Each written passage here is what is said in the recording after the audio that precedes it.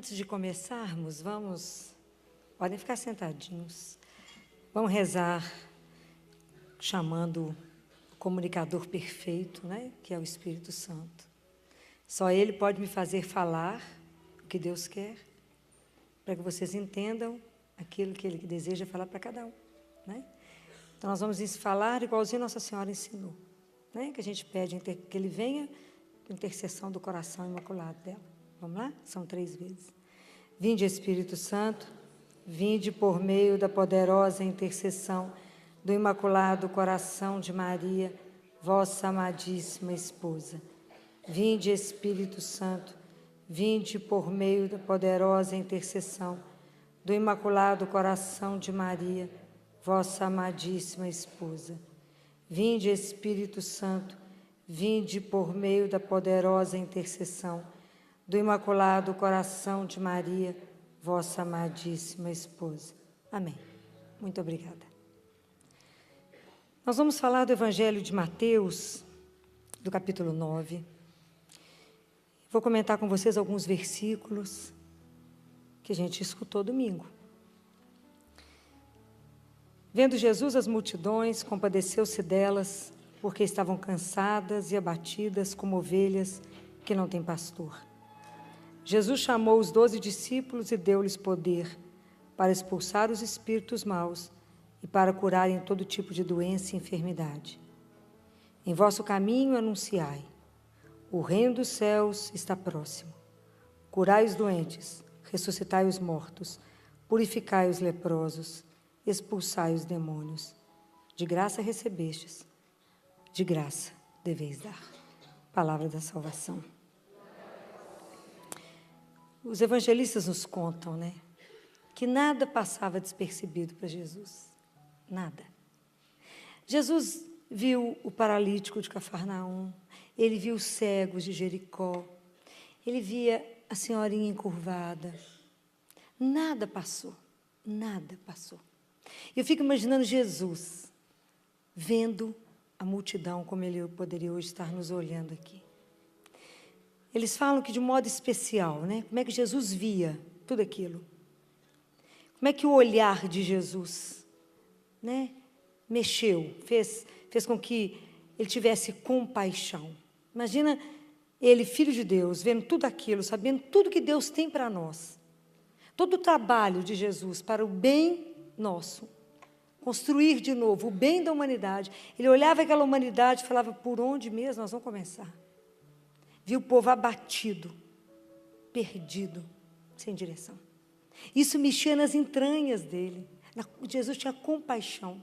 Jesus via aquilo e ele se indignava de ver aquilo. E por isso ele se comprometeu para transformar a realidade que ele viu. Quando Jesus se comprometeu para isso, por isso ele chamou os discípulos e falou: preciso de ajuda? Para que vocês possam anunciar o que eu estou anunciando. Então, como que o olhar de Jesus foi um olhar capaz de mudar tanta coisa? Eu fico pensando como é que é o nosso olhar. Que às vezes o nosso olhar é muito mais um olhar para condenar do que um olhar para ver a situação do outro. É muito mais um olhar que vê o pecado do que aquele olhar que vê a vítima. O olhar de Jesus era um olhar de ternura, de doçura, né? Porque, na verdade, o olhar, a gente olha de acordo com o que o coração sente, né? Porque o olhar subverte a realidade. Mas para mim poder ver, meu coração tem que sentir.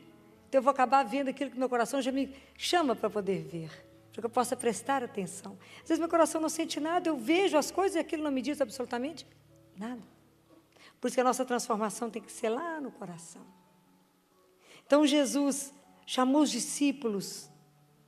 E hoje nós somos os discípulos de Jesus, de 2000 anos depois. E da mesma forma que aqueles discípulos escutaram aquilo que Jesus falou, é para nós poder ouvir de novo. Isso que ele fala: anunciem um Deus vivo, misericordioso. Jesus foi uma pessoa que arrastou a multidão porque Jesus se definiu.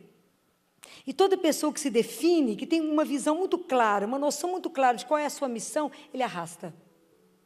Por isso Jesus seduziu, porque ele sabia o que ele era. Ele sabia qual era a missão, qual o papel dele. Então ninguém, né, encarnou, ninguém humano, de carne e osso, foi tão livre quanto Jesus, tão solidário, tão compassivo, tão apaixonado, adquiriu uma liberdade tão grande como ele adquiriu, chegou num nível de humanidade como ele chegou, e isso está na nossa mão chegar. Mas ele chegou, é o que ele nos ensina. Ele pegou os apóstolos, hoje nós estamos longe de ser apóstolo, mas ser discípulo dele. Hoje tem um convite, hoje Jesus continua passando perto de nós e nos convidando um por um, e falando, me segue, me segue. Anuncie que Deus está vivo. Anuncie que Deus se humanizou para poder humanizar a sua vida e transformar a vida de vocês todos. Foi por isso que ele fez carne e osso. Por isso que ele disse que era preciso que vocês vá anunciar que o reino está próximo. Aquilo mesmo que ele falou. Hoje eu fico observando que nós estamos num mundo onde tem uma tecnologia maravilhosa. E há uma distância que a gente vai observando no avanço da tecnologia e no crescimento espiritual. Hoje o crescimento espiritual ele não dá conta de fazer com que as pessoas tenham o ânimo, tenham o entusiasmo para poder colocar Deus vivo no mundo. Então você vê pessoas riquíssimas, com muitos bens e numa tristeza profunda. Você vê pessoas perdidas sem nenhum sentido na vida, completamente desorientadas. Você vê pessoas no ativismo alucinado, não tem tempo para nada, vazias, porque a interioridade foi roubada. E então elas têm que entrar no ativismo, porque se para, enlouquece, porque não tem nada. Então eu fico pensando, será que hoje, da mesma forma como Jesus olhou aquele povo e viu aquele povo abandonado, sem rumo, sem sentido, será que hoje nós não estamos diante de homens e de mulheres doentes, que estão precisando ser curados? Não estamos diante de pessoas que estão mortas, precisando ser ressuscitadas? Não estamos diante de pessoas que estão tão possuídas, que estão precisando se libertar? Então, por isso, nós temos que escutar tudo isso que Jesus falou, da mesma forma, e ter a ousadia e a coragem de fazer a mesma coisa que hoje, o que ele pediu lá atrás. Porque só há um jeito, só há uma cura para o mundo hoje. Alguém arrisca? Só uma cura. Qual é? O que pode transformar o mundo hoje? O que pode transformar o mundo hoje é o amor. É a única força capaz de transformar o mundo. Mas para transformar o mundo pelo amor, vai exigir coisas que não estão muito na moda. A gratuidade, a solidariedade, a delicadeza, a ternura, o cuidado. Isso não está na moda. Então nós vamos ter que quebrar um monte de coisa. Dentro de nós há um potencial para amar, que nós temos que ativar isso. Só o amor pode transformar. Porque nós vamos encontrar pessoas que estão, quando Jesus fala, curai os doentes. Quantas pessoas você vai encontrar que estão doentes na alma e doentes no corpo? O que nós vamos ajudá-las a descobrir? O que na vida dela está roubando a vida dela? O que está minando a vida dessa pessoa que precisa ser resgatado? Somos nós que vamos colocar, ajudar a infundir isso. Nós já recebemos uma herança de Jesus, não tem jeito de furar, de sair disto. Quando ele diz que a gente precisa ressuscitar os mortos, quantas pessoas não têm sentido nenhum na vida? Quantas pessoas estão com a vida absolutamente travadas, bloqueadas, que não encontram, não tem jeito da vida drenar? Quantas pessoas nós precisamos de encontrar que a gente precisa infundir vida? Porque está arrastado, está trancado num quarto, ou está trancado em si mesmo, que não consegue andar. Domingo, sábado de manhãzinha, me chamou muita atenção quando eu estava indo para a missa, era umas 6 horas da manhã, quando eu passava na Montes Claros, e havia uma moça jovem, atravessando a rua, limpa, arrumada, não era ninguém que tinha dormido na rua, parecia que estava indo ao trabalho. E estava frio, e ela estava com um casaco, colocou um capuz. Ela não tinha força de levantar as pernas para andar. Falei, Jesus, eu acho que você fez o sinal parar só para a gente poder ficar aqui em intercessão por essa pessoa. Jesus, olha como é que ela está doente, como é que ela está morta. Olha a tristeza do olhar. É preciso que a gente possa infundir no outro um desejo de voltar à vida. E quantas pessoas não têm desejo nenhum de viver? Nenhum de viver. Quanto que a gente precisa de colocar na vida dos outros confiança em Deus.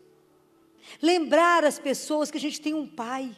Quantas vezes Jesus colocou para cada um de nós a confiança no Pai. Confia no Pai. Se tem alguém que nunca vai te abandonar, é o Pai.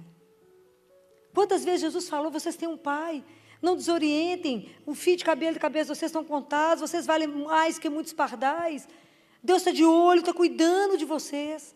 Ele os ama. Quantas vezes Jesus lembrou isso? Quantas? E quantas vezes hoje nós temos que exortar as pessoas a confiança a Deus, o amor à vida, a vontade de lutar e de viver. Porque você vê pessoas que estão desistindo. Não podemos, há sempre uma outra possibilidade. Há sempre algo diferente para ser feito. Mas é o nosso amor que vai ativar isso. Essa é a nossa missão de discípulo. E quando Jesus fala, purificai os leprosos. São Francisco tinha uma coisa tão linda, que a mãe dele uma vez foi conversar com ele, ele estava tomando banho, e a mãe dele falou, Francisco, você lá mexendo com os leprosos. Ele falou, mãe, leprosos somos nós da alma. Essa era a frase de Francisco. Então, o quanto que a gente precisa se limpar, o quanto que a gente precisa tirar da nossa vida uma coisa que se chama mentira, o tanto que a gente precisa aprender a viver na verdade, com honradez, com clareza. Você vai vendo que uma mentira ela vai levando a outra, depois a pessoa não sabe nem mais quem ela é. O quanto a gente precisa lutar para viver na verdade, não mentir, não esconder, não roubar. O quanto a gente precisa trabalhar nisso. E o quanto a gente precisa, quando disse Jesus, expulsar os demônios. Na verdade, quantas pessoas presas em tantos ídolos que têm destruído essas pessoas. Quantas coisas as pessoas estão enredadas, que estão precisando ser libertadas. São demônios que estão impedindo essa pessoa de viver com tanta simplicidade. A vida com Deus é tão simples, mas é tão simples. Tantas coisas que atormentam as pessoas. E eu digo que eu tenho acompanhado tanto, como que o remorso atormenta. E eu tenho acompanhado, às vezes, tantas pessoas morrendo, e como que todas voltam naquilo que eu não fiz, naquilo que eu não rezei, naquilo que eu devia ter feito mais, minha vida religiosa foi horrorosa, eu não fiz o bem como devia, eu não falei o que devia, eu não abracei o que devia. Por que que fica tudo parado nesse remorso e tanta coisa que naquele momento, hoje, por exemplo, nos impede de fazer? Então, quando Jesus nos pede a isso, e Jesus passa perto de nós e fala, vem me seguir, me acompanha. Ele vai, na verdade, quando a gente decide fazer isso, Jesus revela quanta coisa em nós, e que a gente precisa pensar, o que me impede hoje de viver essa verdade do Evangelho? Por que eu não assumo que eu sou discípula dele e trabalho nisso aqui? Por que eu não tenho coragem de denunciar na vida do outro aquilo que está errado, ou na minha própria vida? Aonde que eu estou vendo que não tem vida e eu permito que fique do mesmo jeito? Aonde? Porque quando Jesus deu autoridade para os discípulos, Jesus não deu autoridade para ele mandar, para governar. A autoridade que Jesus deu foi uma autoridade orientada para o bem. Porque nós só herdamos uma missão, aliviar o sofrimento e suscitar a vida. Essa é a nossa missão, aliviar o sofrimento e suscitar a vida, essa herança que recebemos. Então nós temos que ver se a nossa vida está condizente com isso. Se eu venho à missa, se eu proclamo que Jesus é o meu Senhor, creio, será que hoje eu aliviei o sofrimento de quantos? Não estou falando dos médicos que aliviaram o sofrimento físico, eu estou falando da alma. Quantas pessoas hoje você falou, coragem, existe alguém que te ama, que é Deus? Não tenha medo. Essa semana as residentes estavam angustiadas, acho que foi segunda-feira, com os plantões de UPA, de pronto-socorro, porque não é uma brincadeira, chega de tudo, o medo de deixar passar, o medo de não ver um diagnóstico. Eu estou escutando elas conversando, angústia e tal, tanto que estão ficando tensas, etc, etc. Deixa elas falar do que elas queriam. Falei, tem um tratamento fácil para isso? Filó? Falei, a gente precisa aprender a dobrar o joelho antes de trabalhar. Vocês precisam começar a aprender que a gente tem que quebrar a soberba, quebrar o orgulho, entender que medicina não é profissão, é missão. Entender que nós erramos se não rezarmos, porque a gente não consegue enxergar o óbvio que está na nossa frente. Então reza, porque a gente que atende criança, então a criança não é um mistério, porque ela só chora. Se ela tiver uma mãe muito observadora, vai dar o diagnóstico. Mas se ela tiver na mão de, às vezes está numa escola, passa o dia lá, e não tem ninguém para contar a historinha dela para nós temos eu e ela não fala, então eu. Então, aprenda a dobrar os joelhos de rezar e fala, Senhor, o Senhor me fez pediatra. Então, me use nessa noite, nesse dia, para aliviar o sofrimento. Falei, façam isso e vocês não terão medo. Vocês começarão a dar tantos diagnósticos, vocês vão ficar tão impressionados com vocês mesmos. Falar, fui eu que descobri isso? Não, você não, o Espírito Santo trabalhou em você. Mas permita ser um canal de graça para aquele que vem até você. Não vá atender uma pessoa achando que sou bacana, sou capaz, sou melhor, porque você vai errar. Porque é assim, porque Deus nos quebra. Quando a gente acha que está muito bacana, ele fala, quer ver, eu vou te mostrar como é que você não é nada, sem mim. Sem mim nada, podeis fazer. Ah, mas nós temos que entender isso ao pé da letra. Eu falo, tem que entender isso ao pé da letra, ajoelha. Aí começaram a rezar. Hoje eu cheguei, tinha um tanto rezando lá na Bíblia que eu deixo lá de manhã, estava lá rezando, oração, antes do trabalho, está tudo lá fixo. Tudo agarrado lá na porta, ver se o pessoal reza antes de começar o trabalho, porque não é mole. Então eu falei, que bom, dobrem o joelho. Rezem antes de trabalhar. Mas não rezar como amuleto, não é isso. É na consciência, na missão, que eu tenho que exercer um papel. E o papel que eu tenho que exercer é de aliviar o sofrimento e a dor. Porque da mesma forma como a gente entra no CTI, a gente tem que pensar, como eu posso melhorar a dor desses meninos hoje? Primeiro que é só hoje que nós temos para viver. Agora, aqui, agora, como é que eu posso tirar a dor? Como é que eu posso fazer um carinho? Como é que eu posso fazer a vida desse menino ficar melhor? É assim, nessa disposição que a gente levanta pela manhã. Como eu posso melhorar o dia de alguém hoje? Porque às vezes a gente melhora o dia de alguém dando um sorriso. Às vezes é tão pouco. Às vezes é dando um abraço. Às vezes elogiando um cabelo que foi cortado, está bem cortado. Às vezes uma roupa que está bonita. Não deixa para amanhã, não. Eu brinco, às vezes a gente tem um AVC, pega a área da fala, não pode falar mais, é duro. Então aproveita enquanto fala, enquanto anda, enquanto escuta, para fazer as coisas do Pai. A viver de verdade essa missão, porque a hora que a gente viver isso aqui de verdade, nós vamos mostrar para o mundo o rosto misericordioso de Deus. Porque hoje, se nós temos que anunciar Jesus, não é pela palavra, é pelos nossos atos. É cuidando do outro. É vendo o outro. Olhe para o que ele está do seu lado. Olhe. Que às vezes o outro não vai falar da dor que está vivendo. Perceba. E quanto mais intimidade vocês tiverem com o Espírito Santo, vai faltar te cutucar e falar, presta atenção no que eu vou te contar agora dela. Não vai contar na fofoca, vai contar para aliviar. Não vai falar nada de intimidade do outro. Vai falar, ela está com dor em tal lugar.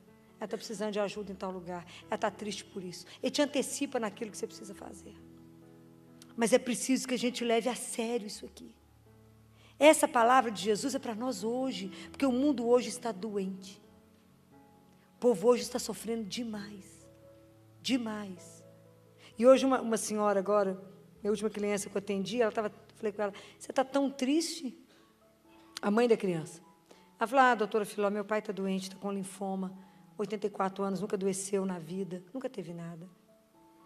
É o que eu digo da nossa prepotência. Mas ele fica na roça, porque mais só com a fazenda. Aí apareceu com herpes zoster. E o médico lá do interior, que a gente também não confia no interior, né? Não confia no médico do SUS, não é assim? Não confia não, acho que atende mais ou menos. Estou falando mentira? Estou não.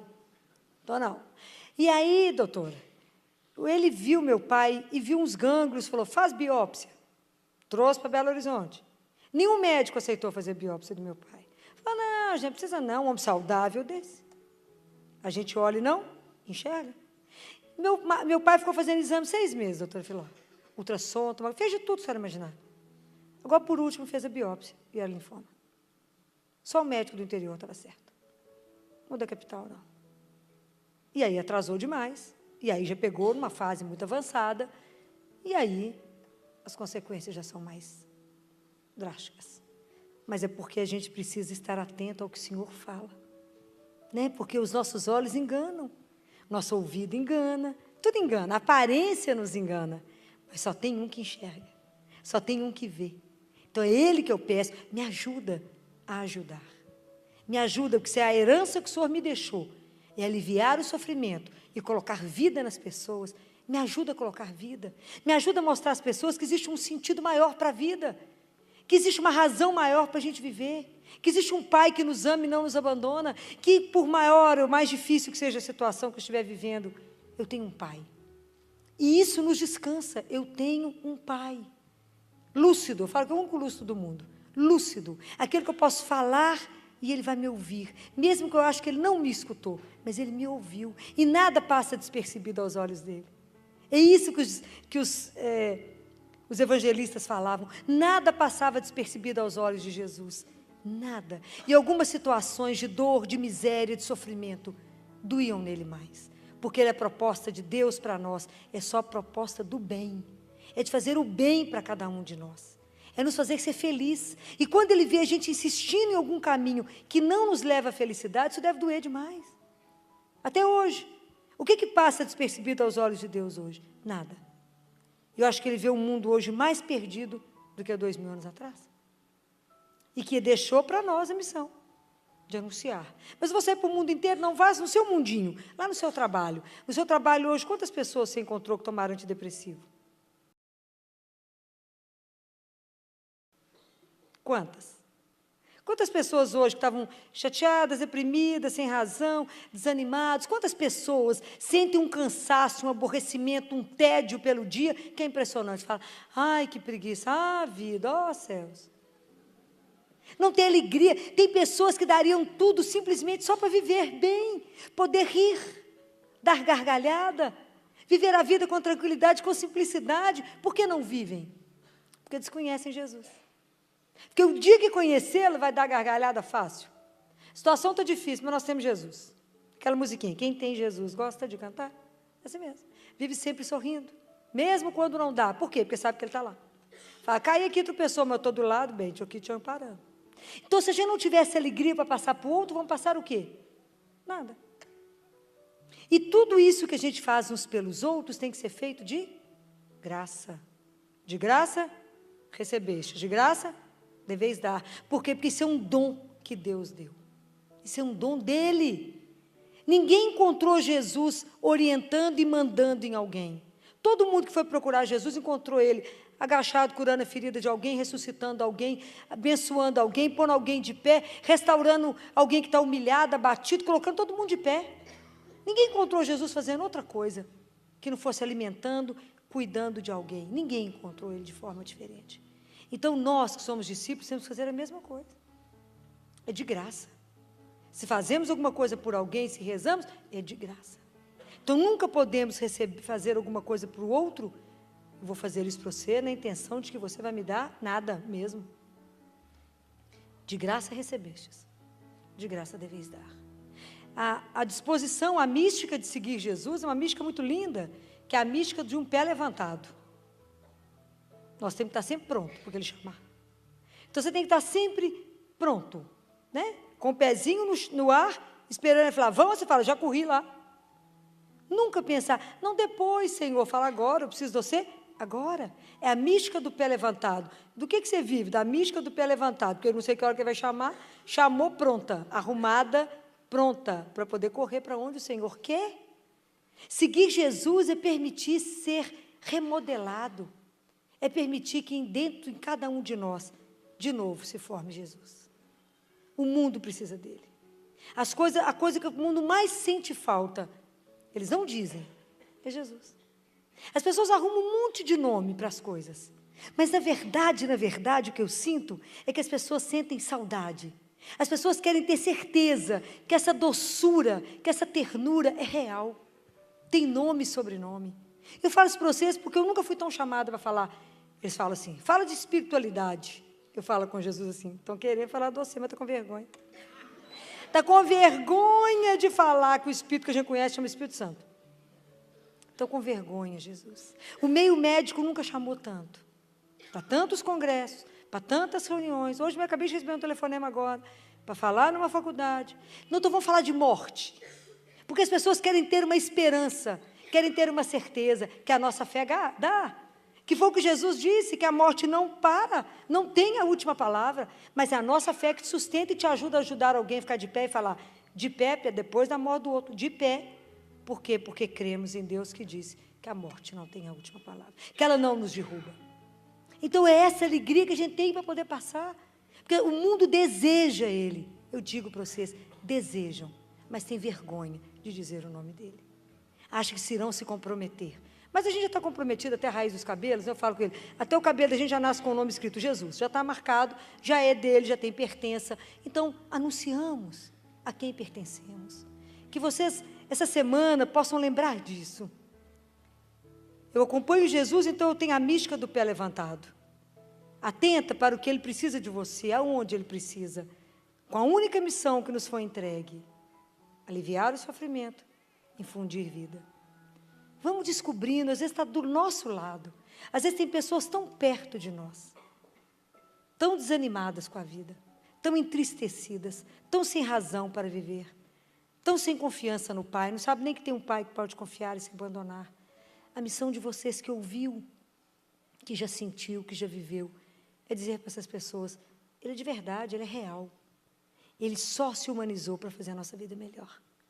Contem isso com propriedade de quem experimenta um Deus vivo. Essa é a sua missão, revelar esse Deus no mundo. Que Deus nos dê essa graça. E agora eu queria mesmo que a gente fechasse os nossos olhos, pedir a Jesus para purificar o nosso coração, o nosso olhar, e pedir a Ele que nesse momento Ele nos dê uma graça, de lembrar de todos aqueles que nós encontramos hoje. Seja no seu trabalho, seja no trânsito, seja na sua casa, aonde você encontrou com alguém. Reze por essas pessoas que você não conseguiu perceber. Às vezes uma dor, às vezes uma tristeza, às vezes um sofrimento. Reze por ela, fala, Jesus, faça meus olhos mais permeáveis ao seu espírito. Porque assim como o Senhor disse que os olhos são a lâmpada do corpo, purifica os nossos olhos para poder ver a dor do irmão, ver aonde eu preciso curar os doentes, ressuscitar os mortos, expulsar os demônios, levar vida a quem precisa ser levado. E essa vida que a gente tem para distribuir, ela se chama Jesus.